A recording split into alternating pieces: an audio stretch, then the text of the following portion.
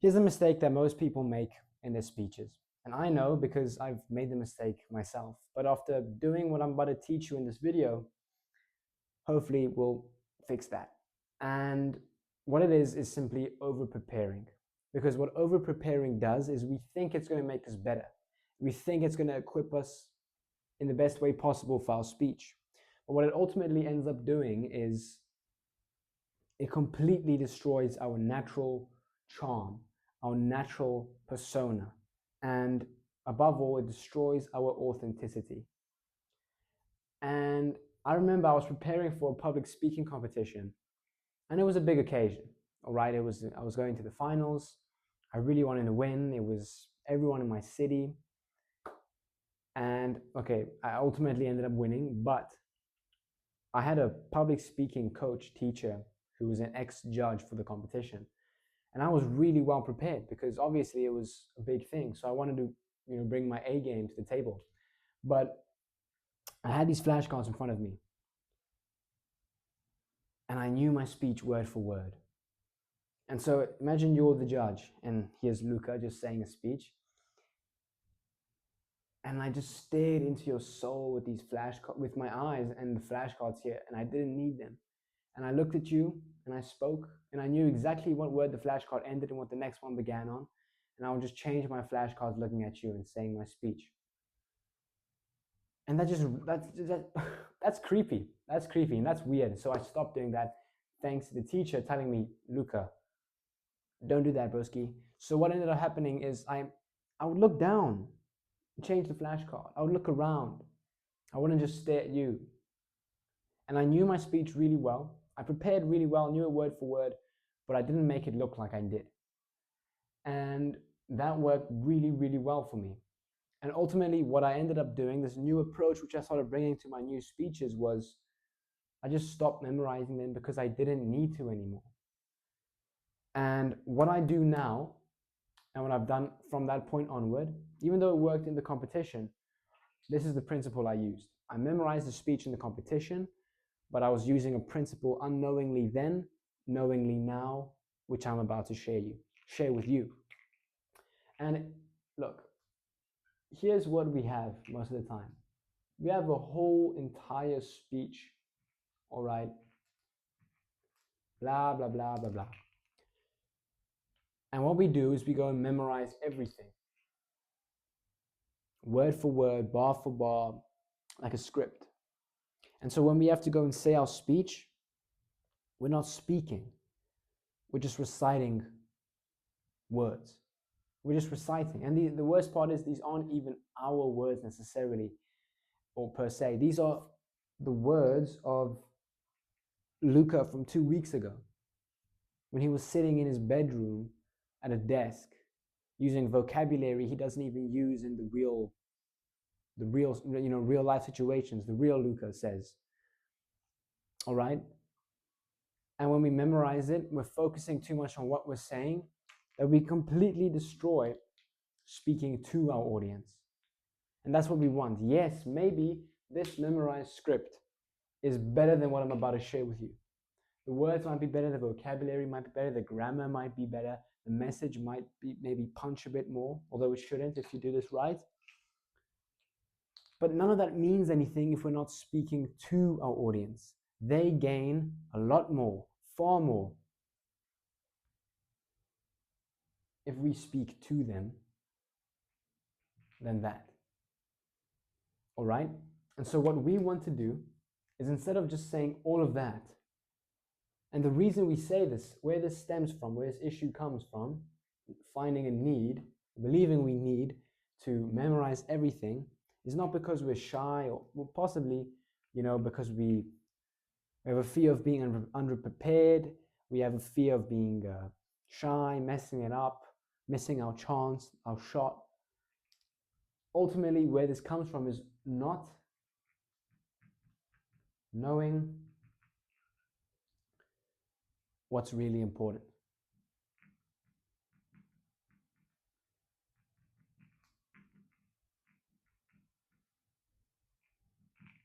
And what we want, ideally, I hope I'm in frame on the video here. is to have a point that we make. We go and we highlight everything in a speech, but really, this part here will be our story. This part here will be more of our rhetoric and the explanation. And then this little part here will be our realization at the end of a story, which bridges the two. All right?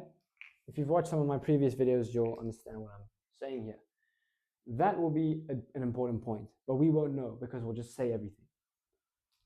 We want that highlighted important point to transition into a bullet point. And in that moment, I realized what hurt most was not letting go of my big brother, but it was never getting the chance to say goodbye. That's a very important point. And so what we can do, oopsies, the next time we speak or the next time we have to write or remember or prepare for a speech is not go and memorize everything, memorize the whole story. What we can do is we can just know that that is the important point. That realization at the end is important. So we'll put that there and we'll call it realization. And there'll be another important aspect, which is maybe how we relate it back to the competition speaking topic.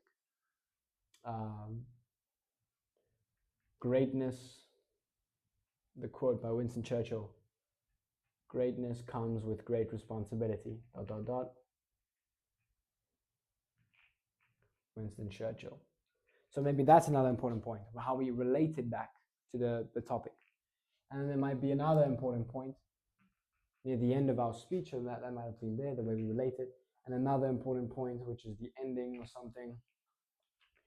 But now that I stand here before you, please know that I am no genius, I am no guru.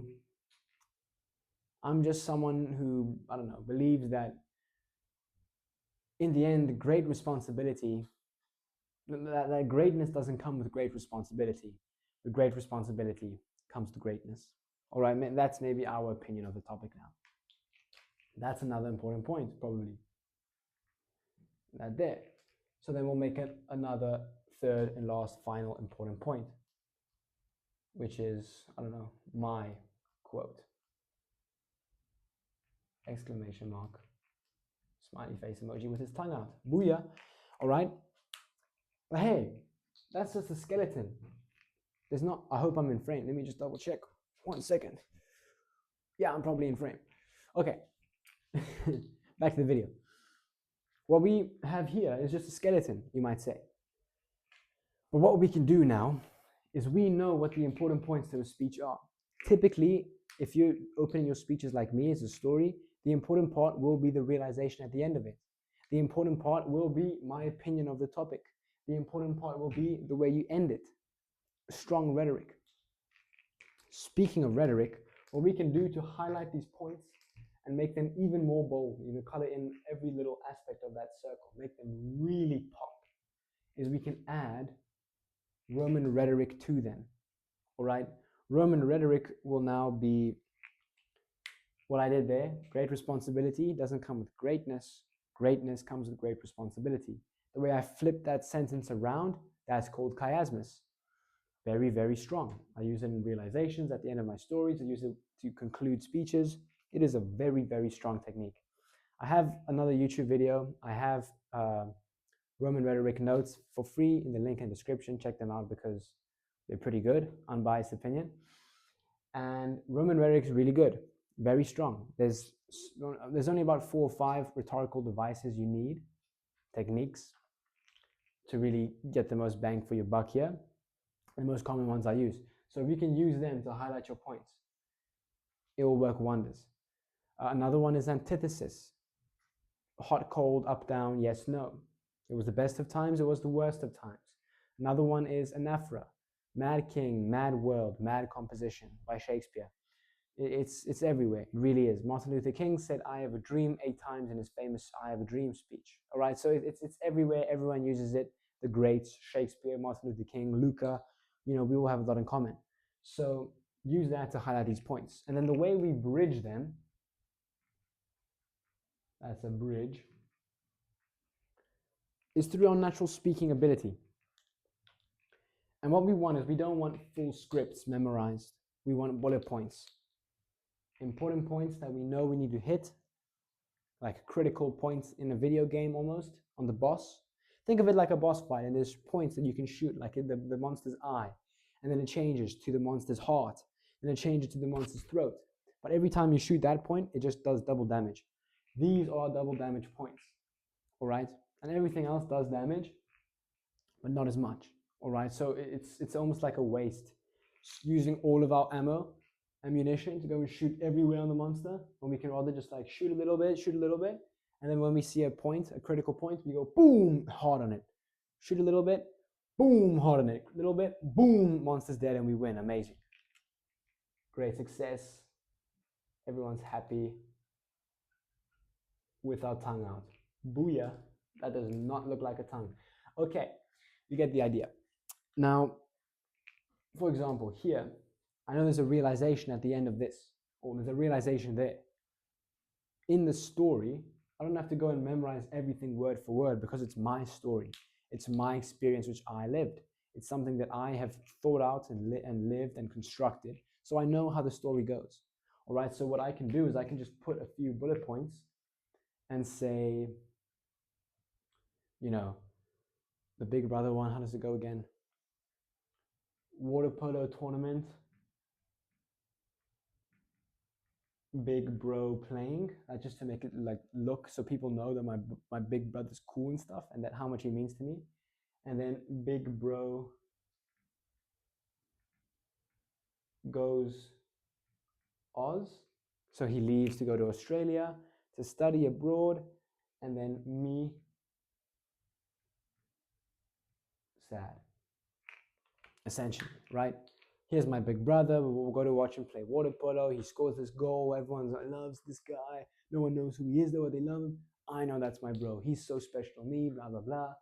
And then fast forward a year later, 5 years later, whatever, he's going overseas to study abroad, and there I am, everyone's at the airport, and he goes without looking back, and I realized it wasn't about letting go, it was about never getting the chance to say goodbye.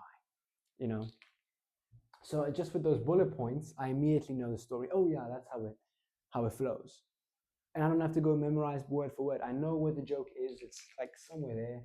I know, what the funny part is. We're at the airport, and everyone's trying to see through the glass if they're gonna find the liter of vodka we snuck in his suitcase. Eastern European immigrants. That's how things go around here.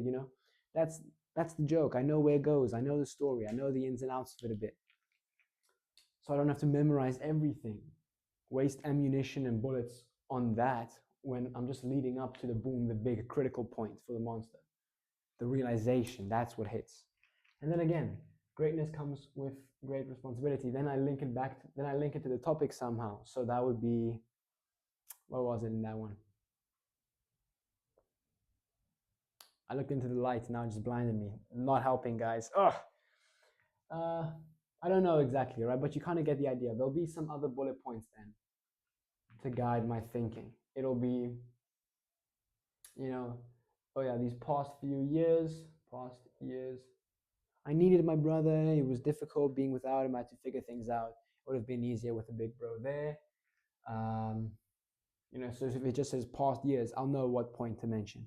And then it just says something, and then I know what point to mention. And it's like, now I'm his age. Now I'm his age. And then I realized that great responsibility comes with greatness or something, right? They came back to the topic.